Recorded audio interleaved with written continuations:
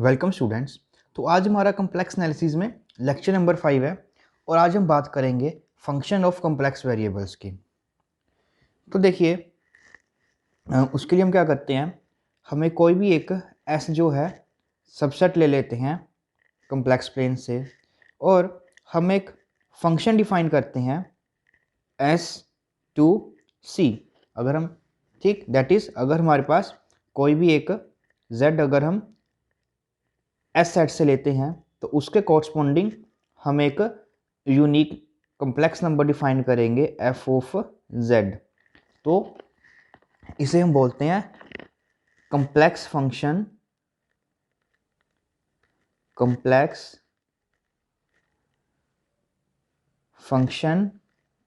Of complex variable. ठीक, तो ये दो पार्ट्स में, that is the complex function of complex variable. अगर आपने जो ये डोमेन सेट है, जो ये आपने डोमेन सेट है, अगर वो रियल नंबर लिया है तो हमारे पास जो ये फंक्शन बनेगा वो होगा एस टू सी। तो हम इसको बोलेंगे that is complex function of real variable. Fine. और अगर आपने जो ये एस सेट है वो कम्प्लेक्स का ही सबसेट लिया है, बट जो आपने इसकी कोडोमेन लिखी है वो रियल है, तो इसको हम बोलते हैं real function of complex variable. ठीक है, तो ये कुछ बेसिक सी टर्म्स हैं जिनके बारे में हमको पता होना चाहिए। ठीक, तो देखिए, अब मोस्टली जो हम बात करेंगे वो हम बात करेंगे हमारी जितने भी फंक्शंस हैं वो हम basically complex function of complex variable की ही बात करेंगे। दैट इज़ हमारे पास जो रेंज सेट है, डोमेन और कोडोमेन जो होंगी हमारे पास, वो दोनों के दोनों सबसेट्स होंगे कम्प्लेक्स के। तो अब हमने सबसे पहले हम एक फंक्शन लेंगे कोई भी। तो हमने यहाँ पर एक फंक्शन डिफाइन कर लिया। अब हम फंक्शन की प्रॉपर्टीज़ को डिस्कस करना होता है। तो उसके लिए बेसिकली हम क्या करते हैं, जैसे रियल एनालिसिस में हम क्या करते हैं, लिमिट्स को स्टडी करते हैं फंक्शंस की। उसके बाद हम उनकी कॉन्टीन्यूटी को स्टडी करते हैं फंक्शंस की, एंड देन उसके बाद हम उसकी फंक्शंस की डिफरेंशिएबिलिटी को स्टडी करते हैं। तो बिल्कुल उसी तरह से हम जो हमारे पास ये कम्प्लेक्स फंक्शंस हैं ऑफ कम्प्लेक्स वेरिएबल, उनकी भी लिमिट्स, कॉन्टीन्यूटी एंड डिफरेंशिएबिलिटी को स्टडी करेंगे। और कम्प्लेक्स एनालिसिस में हमारे पास एक न्यू टर्म आती है, दैट इज़ एनालिटिक फंक्शंस। और इसमें हम एनालिटिक फंक्शंस के बारे में भी डिस्कस करेंगे। तो बिल्कुल उसी तरह से हम इसकी डेफिनेशंस को डिफाइन करते हैं जैसे हम रियल एनालिसिस में करते थे। तो वन बाय वन हम इनको करेंगे। तो एक तो हमारे पास डायरेक्टली ये वे होता है इनको स्टडी करने का। अब दूसरा हमारे पास क्या होता है कि अब देखिए, हम रियल में क्या करते थे कि अगर हम एक फंक्शन जो है R2R, कोई भी एक रियल फंक्शन है, ठीक है, तो सबसे पहले मैथमेटिशियंस इसको कैसे देखते थे कि ये हमारे पास एक रियल लाइन है और ये हमारे पास एक रियल लाइन है और यहाँ से यहाँ तक एक हमने फंक्शन डिफाइन कर देते हैं। दैट इज़ अगर ये हमारे पास कोई x होता है तो इस पॉइंट पे ये उसकी हमारे पास वैल्यू होती थी f ऑफ x। तो इसको हम इस तरह से देखते थे। बट उन्होंने क्या किया, फिर हम क्या करने लगे कि हमने जो ये हमारे पास एक्सिस होती है, लाइन होती है, इसको हम यहाँ पर ड्रॉ करने स्टार्ट कर दी हमने। तो यहाँ से अब हम कैसे देखते थे फंक्शन की, अगर ये हमारे पास एक x है और उसकी कॉरस्पॉन्डिंग जो वैल्यू रहती है हमारे पास, ये f ऑफ y रहती है, f ऑफ x। ठीक, तो इस तरह से हमारे पास हम ग्राफ को स्टडी करते थे किसी भी फंक्शन का। ठीक, तो अब यहाँ पर देखिए हमारे पास क्या है। ठीक है, अब इसके अलावा अगर हम एक फंक्शन लेते थे R2R स्क्वायर में, तो उसके लिए हमें यहाँ पर एक डायमेंशन चाहिए और यहाँ पर 2 डायमेंशन चाहिए। या हम फंक्शन ले लेते हैं कोई भी R2 से R तक, इसके लिए भी हमको 2 डायमेंशन चाहिए और इसके लिए 1 डायमेंशन चाहिए। तो इसके लिए भी हम क्या करते थे, हमारी 3D में इसको स्टडी कर लेते थे, दैट इज उसका ग्राफ जो होता था हम 3D में कंस्ट्रक्ट कर लेते थे। बट अब देखिए यहाँ पर हमारे पास क्या होगा कि हमने जो फंक्शंस लिए हैं वो एक तरह से एस जो हमारे पास एक सबसेट है सी का, सी टू सी हमने जो है ये फंक्शंस ली हैं। अब इसको ड्रॉ करने के लिए हमको जो है वो 2 एक्सिस चाहिए और इसके लिए भी 2 चाहिए। तो इसके लिए हम इस तरह से जो फंक्शन है इसको स्टडी नहीं कर सकते कम्प्लेक्स फंक्शंस को, क्योंकि हमको 4 एक्सिस चाहिए, दैट इज़ अ 4 डायमेंशन चाहिए, और हमको हम प्लेन पर जो है वो 4 डायमेंशन को ड्रॉ नहीं कर सकते। तो बेसिकली अब हम क्या करते हैं,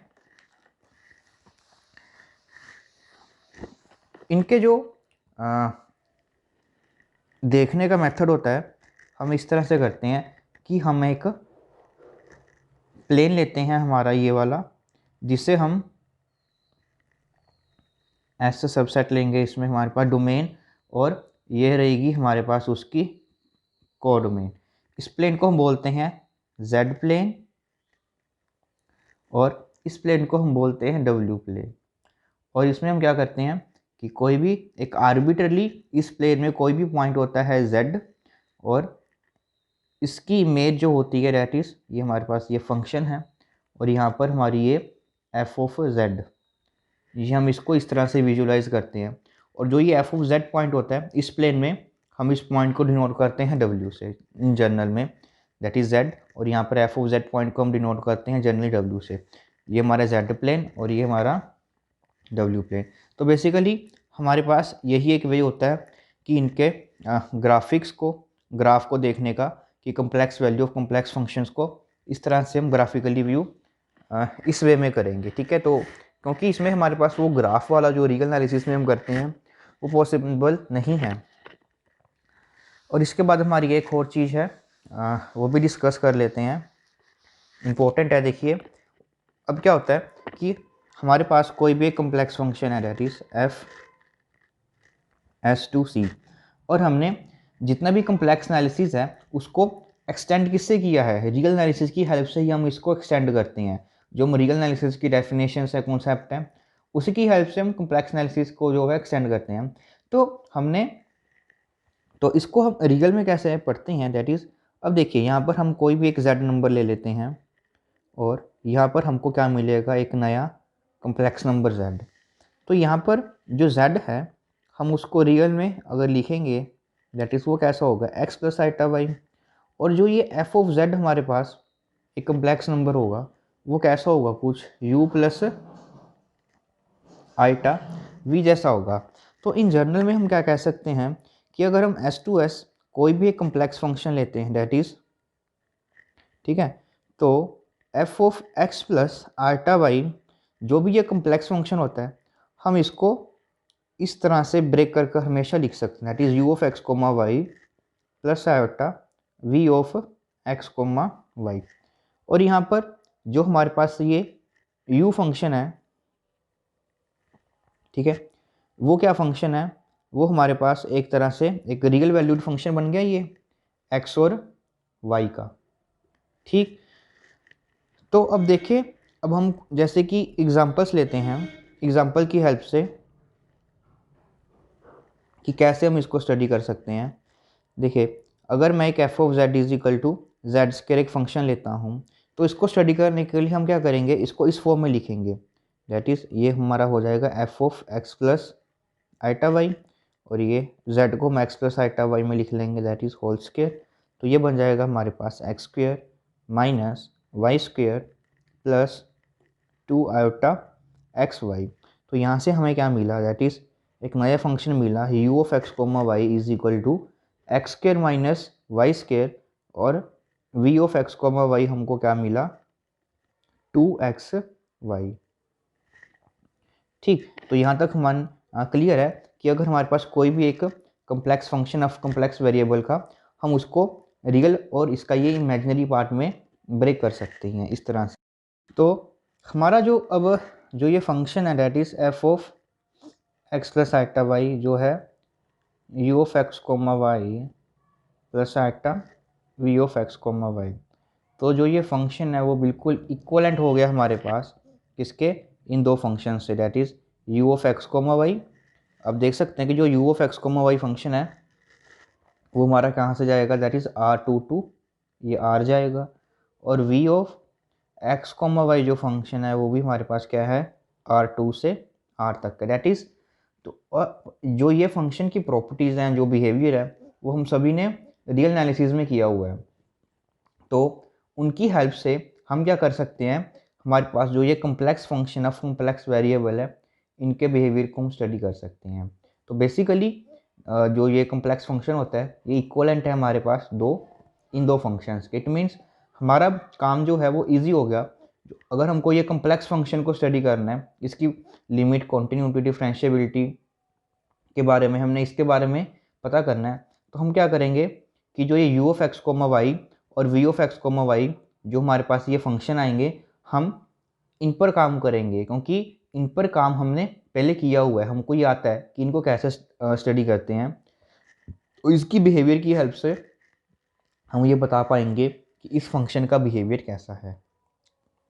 ठीक, और इसके जो आपको नोट्स हैं, जो हमारा ये लेक्चर है, और कुछ क्वेश्चंस हैं इसके, ठीक है। बेसिकली जो क्वेश्चन रहेंगे वो इसी तरह से रहेंगे कि जो फंक्शन है उनको आपको u of x comma y v of x comma y की फॉर्म में एक्सप्रेस करना है, और जितना भी नोट्स वगैरह हैं हमारे, वो आपको हैंड रिटन नोट्स हैं, उनका लिंक जो है आपको डिस्क्रिप्शन बॉक्स में प्रोवाइड किया जाएगा। और अगर आपको हमारी ये लेक्चर सीरीज़ अच्छी लग रही है तो चैनल को सब्सक्राइब और वीडियो को लाइक करना मत भूलें।